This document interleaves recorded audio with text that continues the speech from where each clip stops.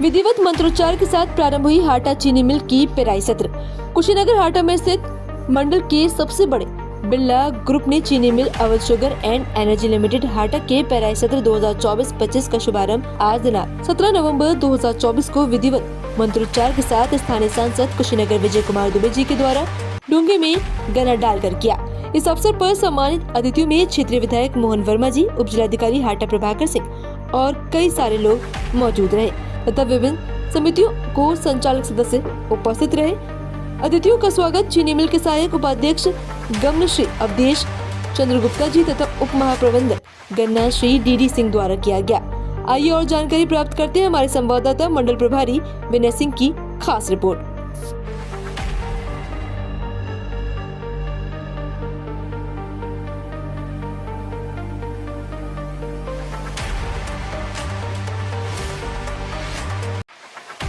नमस्कार, आप देख रहे हैं हिंद टाइम्स मीडिया। मैं हूं विनय सिंह, यहां के मंडल प्रभारी। और इस वक्त हम कुशीनगर जिले के हाटा विधानसभा में स्थित अवध शुगर मिल जो है यहां पर हम उपस्थित हैं, मौजूद हैं।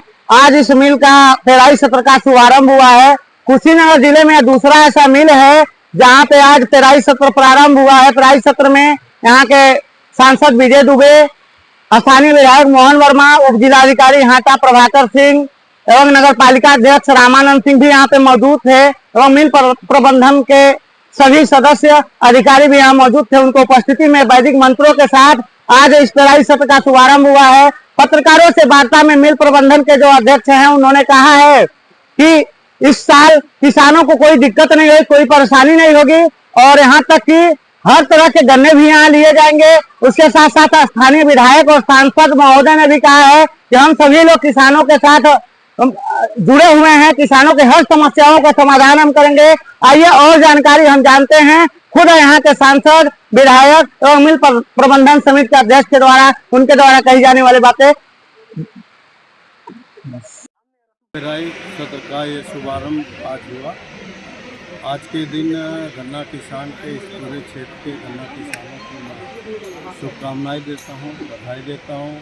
मिल के प्रबंधक, व्यवस्थापक, सभी कर्मचारी अधिकारी को भी शुभकामनाएं देते हैं कि गन्ना किसान के सुख, समृद्धि, उन्नत के सबसे बड़ा माध्यम अगर देखें तो शुगर मिल ही होता है।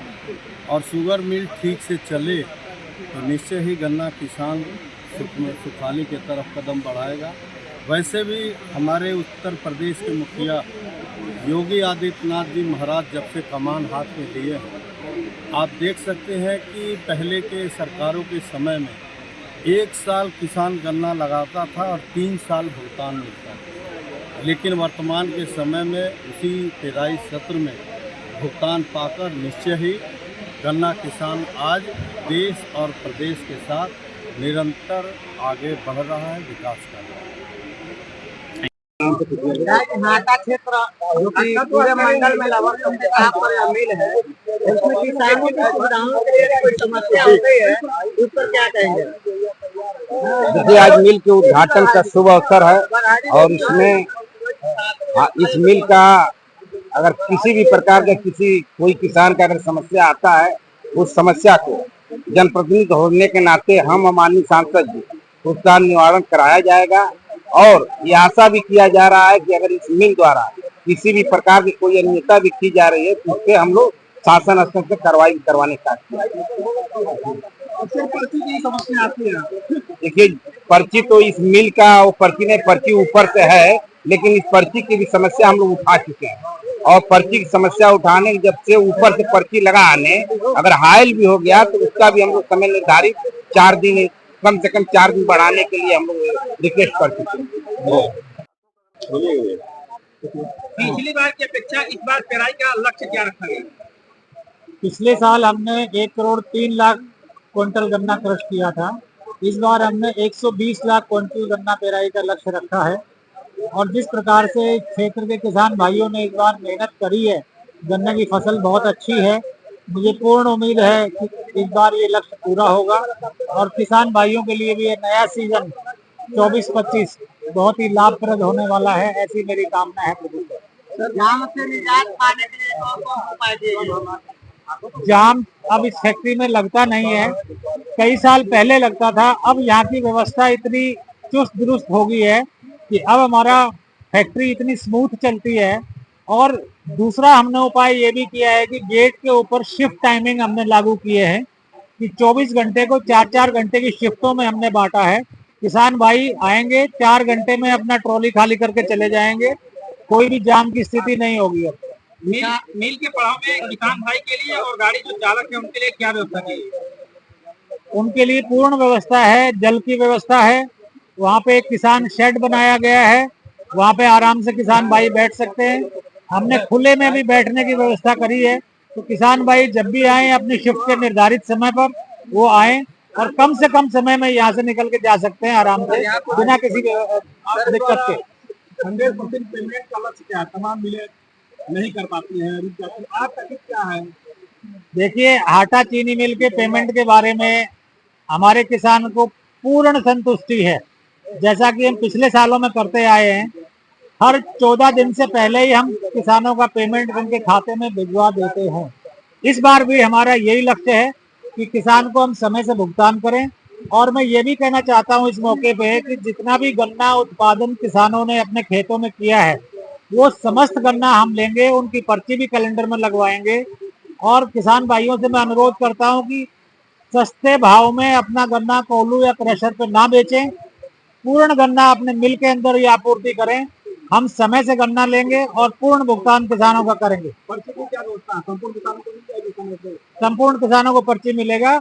और हम इस बार यदि बेसिक कोटा किसानों का कम भी होगा तो कोई बात नहीं है, हम उनके उपज के 85% तक उनका सट्टा बनवाने के लिए हमने गन्ना एक मौजे से अनुरोध किया है। हमें उम्मीद है जल्दी ही वो लागू हो जाएगी व्यवस्था, तो किसान भाइयों को पर्ची की भी कोई दिक्कत नहीं होगी। सर, किसानों के सामने एक समस्या नया उत्पन्न हो गई है कि पहले पर्ची जो 26 कुंटल की जाती थी, लेकिन इस समय 18-18 कुंटल की पर्चियां मिली हैं। नहीं, ऐसे कोई वो नहीं है। पर्ची जो है 9 क्विंटल, 18 क्विंटल, 27 क्विंटल और 36 क्विंटल की लगी हुई है। जिस प्रकार का भी साधन किसान के पास में है, जो उसने चूज किया है, उसी प्रकार की व्यवस्था आएगी।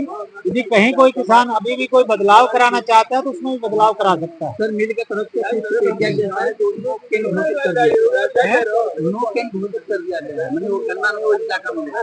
उसके लिए क्या करें? कहाँ पे न्यूज़ से पता चला है कि हमारा वादी दक्षिणी एरिया है, वो नो कैन घोषित कर दिया गया।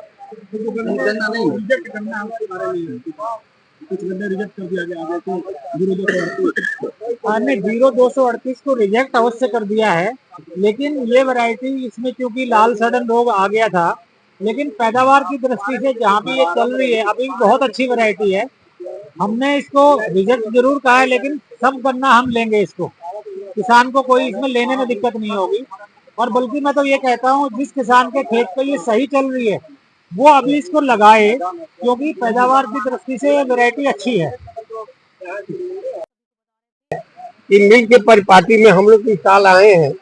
इससे पहले भी जब सैनी साहब यहाँ हुआ करते थे, मैं चेयरमैन था।